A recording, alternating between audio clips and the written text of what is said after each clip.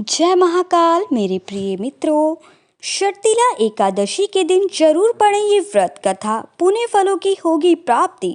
हिंदू धर्म में शर्तिला एकादशी के दिन पूजा पाठ करना और व्रत रखने का विशेष महत्व है।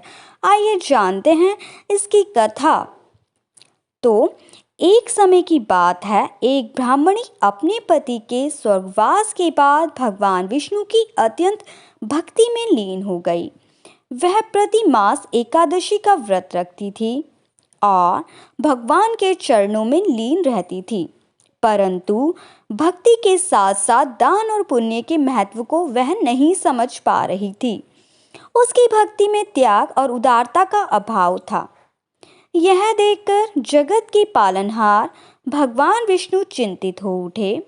उन्होंने सोचा कि मेरी यह भक्त इतनी निष्ठा से मेरी उपासना करती है, परंतु दान के अभाव में उसकी भक्ति अधूरी है। तब भगवान ने एक लीला रची। वे स्वयं एक भिक्षुक का वेश धारण कर उस ब्राह्मणी के निवास पर पहुंचे और भिक्षा मांगी। ब्राह्मणी ने अनजाने में भगवान को एक मिट्टी का ढेला दे दिया। भगवान विष्णु उस मिट्टी के ढेले को लेकर अपने दिव्य धाम बैकुंठ चले गए। समय बीतता गया और ब्राह्मणी ने भी देह त्याग कर दिया। अपने पुण्य कर्मों के फलस्वरूप वह स्वर्ग लोक पहुंची। वहां उसने अपनी कुटिया देखी जो अन्न और धन से पूरी तरह खाली थी। यह देखकर वह बहुत दुखी हुई और भगवान विष्णु के पास गई। विनम्रता पूर्वक उसने भगवान से पूछा, हे प्रभु, मैंने जीवन पर आपकी पूजा अर्चना की है, फिर मेरी कुटिया खाली क्यों है, ये बताइए ना। भगवान विष्णु ने ब्राह्मणी को शांत करते हुए दान के महत्व के बारे में बताया। उन्होंने उसे याद दिलाया कि उसने भिक्षा में उन्हें मिट्टी का ढेला दिया था। भगवान ने कहा, तुम्हारी भक्ति सच्ची है, लेकिन दान के बिना वह पूर्ण नहीं होगी। जब देवकन्याएं तुमसे मिलने आएंगी, तब तुम अपनी कुटिया पर उनका द्वार खोलना। वे तुम्हें शर्तिला एकादशी व्रत की महिमा बताएंगी। भगवान विष्णु की आज्ञा का पालन करते हुए ब्राह्मणी ने धैर्यपूर्वक प्रतीक्षा की। कुछ समय बाद दिव्य सौंदर्य से परिपूर्ण देवकन्याएं उसकी कुटिया पर आई।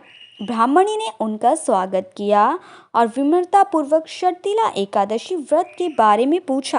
देवकन्या ने ब्राह्मणी को इस व्रत का पूरा विधान बताया।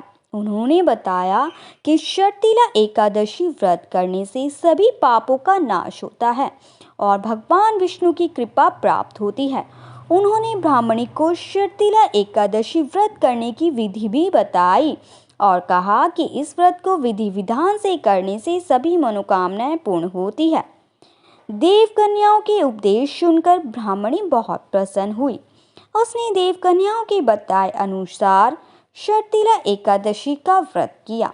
व्रत के प्रभाव से उसकी कुटिया अन्न और धन से भर गई। ब्राह्मणी को भगवान विष्णु की कृपा प्राप्त हुई और वह सुख समृद्धि से युक्त जीवन जीने लगी। ब्राह्मणी ने माघ मास की कृष्ण पक्ष की एकादशी तिथि पर शर्तिला एकादशी का व्रत अत्यंत श्रद्धा और विधि विधान से किया। उसने पूरे दिन उपवास रखा, तिल के तेल का दीपक जलाया और भगवान विष्णु की पूजा की। व्रत के दौरान उसने अपने मन में किसी प्रकार का लोभ या द्वेष नहीं रखा। व्रत के प्रभाव से उसकी कुटिया अन्न, धन और वैभव से भर गई। उसे अपनी भूल का एहसास हुआ। जब उसने देखा कि उसके पास इतना सब कुछ होते हुए भी वह दुखी रहती थी, उसे समझ आया कि धन और वैभव अकेले सुख नहीं दे सकते हैं। सच्चा सुख तो दान करने और दूसरों की सेवा करने में ही है। इस घटना ने उसे दान का महत्व ज्ञान कराया। उसने अपना सारा धन गरीबों और जरूरतमंदों में बांट दिया। इस दान से उसे असीम शांति और संतुष्टि मिली। यह कथा हमें बताती है कि शर्तिला एकादशी का व्रत मात्र भक्ति का ही नहीं, अपितु दान पुण्य का भी प्रतीक है। तिल का दान करने से न केवल भौतिक सुखों की प्राप्ति होती है, बल्कि मोक्ष का मार्ग भी प्रशस्त होता है। यह व्रत हमें त्याग, उदारता और निस्वार्थ सेवा का पाठ पढ़ाता है। अगर आपको मेरी कहानी अच्छी लगी तो मेरे चैनल को लाइक सब्सक्राइब करना बिल्कुल ना भूलें।